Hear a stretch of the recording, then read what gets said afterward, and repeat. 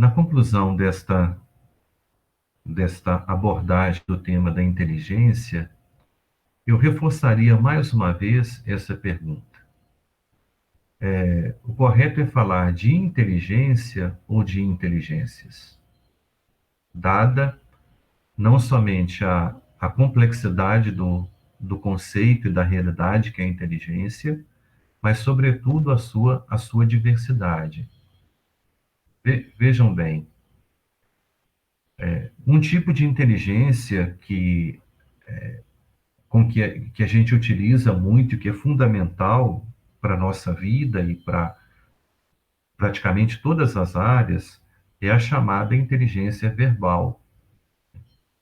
Então, quando a gente fala de inteligência verbal, a gente está se referindo à capacidade de falar com clareza, falar de modo articulado, mas a inteligência verbal também pode ser a inteligência verbal escrita.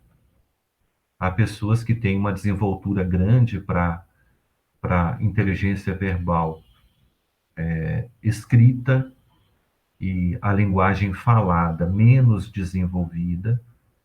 Então, é um tipo de inteligência bastante significativo, por exemplo, a fluência na verbalidade, na capacidade de falar, na comunicação. Depois, a inteligência verbal também implica na capacidade de compreensão, na capacidade de interpretação de determinado texto. Então, a inteligência verbal é um importante tipo de inteligência, além, né, além daquilo que é herdado, vai contar muito para a inteligência verbal o esforço, né, a estimulação verbal e o empenho de determinada pessoa. Os pedagogos, eles vêm acentuando nos últimos anos que, tanto para o desenvolvimento da inteligência como fator geral, quanto para a inteligência verbal, quanto maior e mais precoce a estimulação, maior o desenvolvimento. E há inclusive estudos que mostram que uma prática que muitas mães adotam, que é aquela de fazerem a leitura ou apresentação de livros infantis para criança, desde idade muito precoce, por exemplo, há mães que, não sei, a criança ela tem aí meses de nascida, 8 meses, 9 meses, 10 meses, a mãe já tem o hábito de assentar a criança no colo e de ler para a criança livros infantis, né? Livros que têm muitas ilustrações, muitas cores, textos pequenos. Então, quanto isso concorre depois para o desenvolvimento do hábito de leitura, mas da inteligência verbal de modo geral. E em todas as etapas da vida, o desenvolvimento da inteligência verbal, ele vai ser muito, muito potenciado pela estimulação. Quanto mais a pessoa se dedica à leitura e quanto mais a pessoa se dedica à prática da oratória, do falar, da comunicação, como também ao hábito da escrita, ao esforço para a escrita, tanto mais a pessoa vai desenvolver a sua inteligência verbal, né? Na clareza, na articulação, na fluência, na capacidade também de compreensão, né, daquilo que é falado, daquilo que é ouvido, daquilo que é escrito, daquilo que é lido, né? Então, a inteligência verbal. Depois, um outro tipo de inteligência é a chamada inteligência prática. Há pessoas que têm uma inteligência verbal muito desenvolvida, mas a inteligência prática, muitas vezes, ela é pouco desenvolvida. É quando a gente tem que, por exemplo, numa área administrativa, a gente tem que tomar decisões, a gente tem que resolver problemas que surgem no dia a dia, a gente tem que pensar determinadas situações, a gente tem que tomar decisões corretamente por coisas que surgem do dia a dia, né?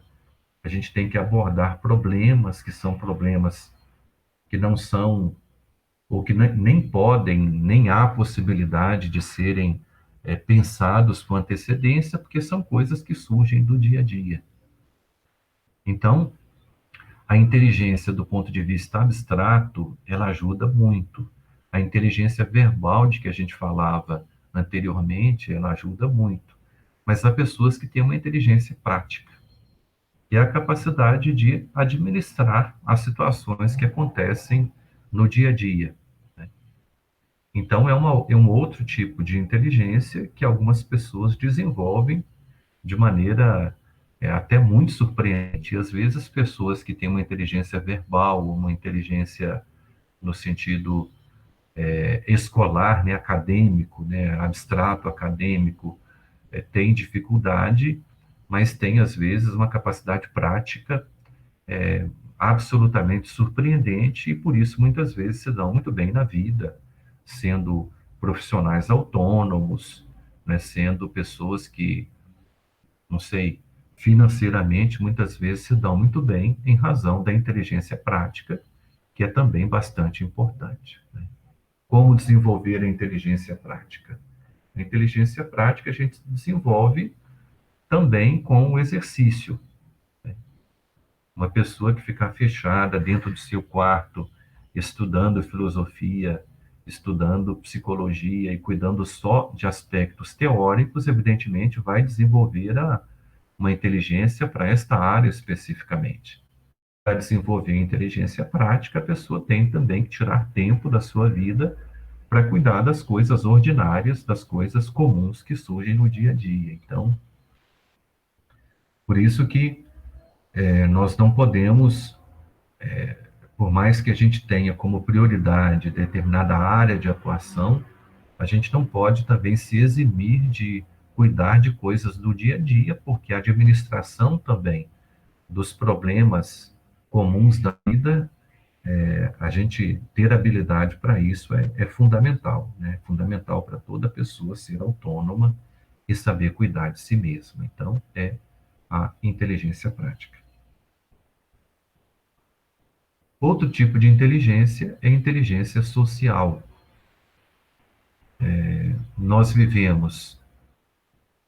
nascemos, vivemos e nos desenvolvemos na interação, no relacionamento com as pessoas. O primeiro ambiente social é a família, que vai se ampliando, a escola, os amigos que a gente vai fazendo, o ambiente de trabalho, estamos inseridos em comunidade ou em comunidades, né? Então, a inteligência social é a capacidade de a gente compreender a dinâmica do relacionamento interpessoal e a capacidade de a gente ser um indivíduo que positivamente e de modo saudável, né, interage na sociedade. Então, há estudiosos que falam da capacidade de empatia, que é a capacidade de compreender a outra pessoa.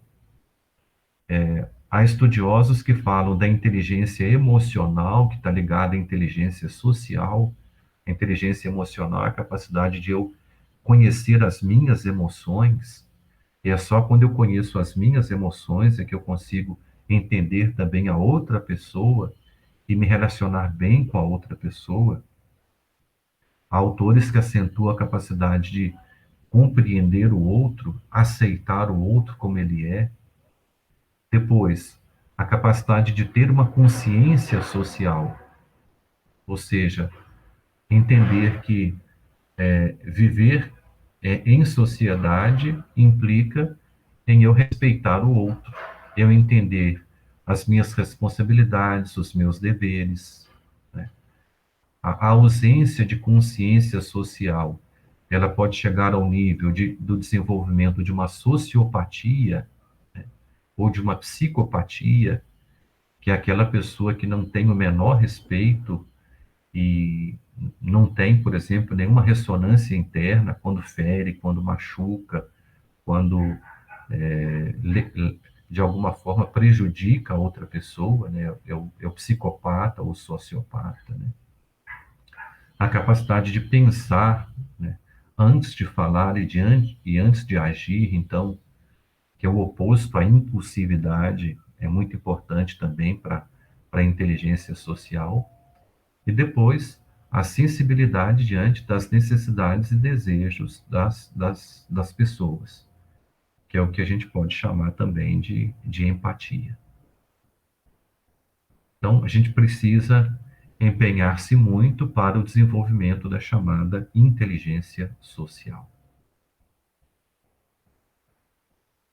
Nós falamos já dos testes de QI, que são muito importantes, e que eles então refletem um determinado tipo de inteligência, que é a inteligência abstrata, que é o raciocínio acadêmico. Então, paramos por aqui. Ao final desta reflexão, destes pontos que nós apresentamos sobre a inteligência, eu deixaria essa mensagem de que, quando se fala de inteligência, é muito comum que haja sentimentos de inferioridade. É muito comum que a pessoa se sinta inferior às outras pessoas, ou que considere ter um desenvolvimento cognitivo inferior àquele que poderia ter tido, ou inferior às demais pessoas. Então, o que a gente poderia dizer com relação a isso? Poderia dizer que a inteligência, ela não é um conceito fixo e definido. A inteligência é uma realidade fluida, é uma realidade que vai se transformando, que vai se modificando. Todos nós temos uma capacidade genética, biológica, cerebral. Todos nós temos. Se a gente fizer um teste de inteligência, a grande maioria, o percentual de pessoas que têm uma inteligência significativamente inferior à média é um percentual muito baixo da sociedade, pequeno da sociedade. Então, a grande maioria das pessoas tem um nível de inteligência suficiente para a pessoa viver de maneira saudável, para a pessoa ter uma vida digna, para a pessoa conseguir um bom trabalho, uma boa profissão. Isso todas as pessoas têm. O que é importante, então? É importante que a pessoa desenvolva também as outras capacidades na personalidade. Há estudos que mostram que o aspecto emocional, o aspecto afetivo, ele interage com a inteligência enquanto aspecto mais cognitivo, para a pessoa ser alguém que tenha êxito na vida. Então, juntamente com a capacidade cognitiva, é fundamental que a pessoa tenha equilíbrio emocional, que a pessoa tenha força de vontade, que a pessoa tenha capacidade de superar as frustrações, de superar as derrotas, que a pessoa tenha a capacidade da dedicação que é necessária para o aprendizado daquilo que é importante. Então, no meu ponto de vista, todos nós somos capazes, cognitivamente, de maneira, num nível muito, muito semelhante. Então, se a gente pegar os alunos de uma turma e fizer, então, um teste para medir o QI enquanto quociente de inteligência, a variação entre os alunos vai ser muito pequena. Agora, o aprendizado entre os alunos costuma ter uma diferença muito grande. Então, poderia dizer que o que explica a diferença da aprendizagem não é o QI, não é o quociente de inteligência, mas são outras variáveis na personalidade. E entre elas eu destaco a capacidade de empenho e de dedicação, mas também variáveis ligadas à esfera emocional, afetiva e emocional, né? O quanto a pessoa acredita em si mesma, o quanto a pessoa tem capacidade de concentração, de foco, né? O quanto a pessoa tem a capacidade de colocar uma meta e ela direcionar, então, o potencial que ela tem para atingir as metas que a pessoa define para a própria vida. Então, a minha mensagem final é esta, né? Todos nós somos capazes. É necessário que nós criemos um ritmo de vida, um estilo de vida, para que a gente possa atingir as metas que a gente se coloca. Então, para todos, um bom estudo. Muito obrigado.